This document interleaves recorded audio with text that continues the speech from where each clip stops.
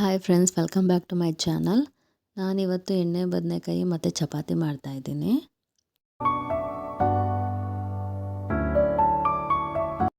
Cut ಮಾಡಿಕೊಂಡು ನೀಟಾಗಿ check ಮಾಡಬೇಕು, ಯಾಕಂದರೆ ಒಂದೊಂದರಲ್ಲಿ ಉಳ್ಕ ಆಗಿರುತ್ತೆ.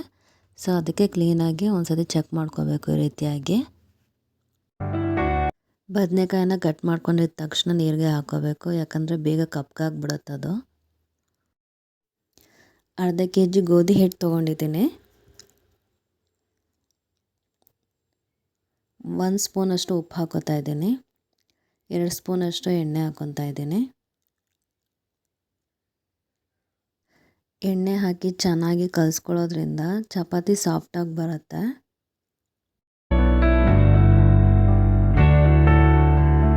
ಎರಡು ಗ್ಲಾಸಷ್ಟು ನೀರು ಹಾಕೊತಾ ಇದ್ದೀನಿ. ಒಂದು ಮೀಡಿಯಮ್ ಸೈಜಲ್ಲಿ ನೋಡಿಕೊಂಡು ನೀರು ಹಾಕ್ಕೊಂಡು ಕಲಿಸ್ಕೊಳ್ಳಿ.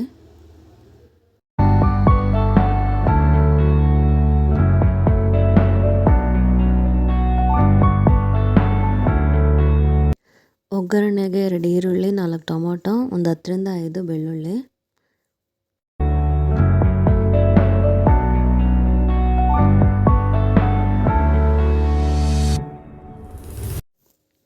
ಎರಡು ಸ್ಪೂನಷ್ಟು ಆಯಿಲ್ ಹಾಕ್ಕೊತಾ ಇದ್ದೀನಿ.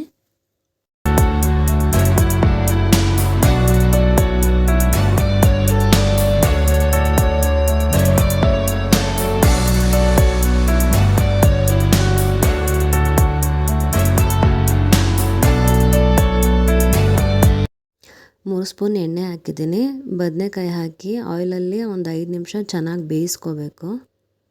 1 ಸ್ಪೂನಷ್ಟು ಉಪ್ಪು ಹಾಕ್ತಾ ಇದ್ದೀನಿ. 1/4 ಸ್ಪೂನಷ್ಟು ಅರಿಶಿನ ಹಾಕೋತಾ ಇದ್ದೀನಿ.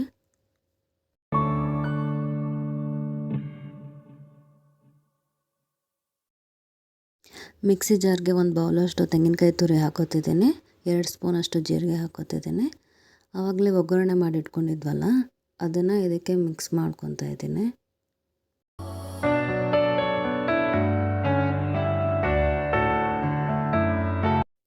2 ಸ್ಪೂನಷ್ಟು ಧನಿಯಾ ಪುಡಿ ಹಾಕೋತಿದ್ದೀನಿ. 1 ಸ್ಪೂನಷ್ಟು ಚಿಲ್ಲಿ ಪೌಡರು. ರುಬ್ಬಿರೋ ಮಸಾಲ ಹಾಕೊತಿದ್ದೀನಿ. ಇದಕ್ಕೆ 1 ಗ್ಲಾಸಷ್ಟು ಬಿಸಿನೀರನ್ನ ಆ್ಯಡ್ ಮಾಡಿ ಇದಕ್ಕೆ ಮಿಕ್ಸ್ ಮಾಡ್ಕೊತಾ ಇದ್ದೀನಿ. ಈ ರೀತಿ ಮಾಡೋದ್ರಿಂದ ಬದನೆಕಾಯಿಗೆ ಖಾರ ಉಪ್ಪು ಚೆನ್ನಾಗಿ ಹಿಡಿಯುತ್ತೆ.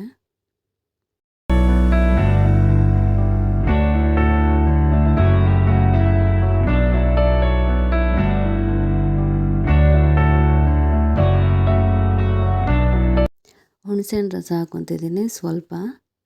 ಹುಳಿ ಎಷ್ಟು ಬೇಕೋ ಅಷ್ಟು ನೋಡ್ಕೊಂಡು ಹಾಕ್ಕೊಳ್ಳಿ. ನಿಮ್ಗೆ ಇಷ್ಟ ಇಲ್ಲ ಅಂದರೆ ಸ್ಕಿಪ್ ಮಾಡ್ಬೋದು. ಬದನೆಕಾಯಿ ಬೆಂದಿದೆಯಾ ಅಂತ ಈ ರೀತಿಯಾಗಿ ಚೆಕ್ ಮಾಡ್ಕೋಬೇಕು. ನಾನು ಕುಕ್ಕರ್ಗೆ ವಿಜಿಲ್ ಹಾಕಿ ಕೂಗ್ಸೋದಿಲ್ಲ, ಯಾಕಂದರೆ ಫುಲ್ ಸ್ಮ್ಯಾಚ್ ಆಗಿಬಿಡುತ್ತೆ. ಸೊ ಚೆನ್ನಾಗಿರಲ್ಲ. ಅದಕ್ಕೋಸ್ಕರ ನಾನು ಲೋ ಫ್ಲೇಮಲ್ಲೇ ಸ್ವಲ್ಪ ಹೊತ್ತು ಬೇಯಿಸ್ಕೊತೀನಿ.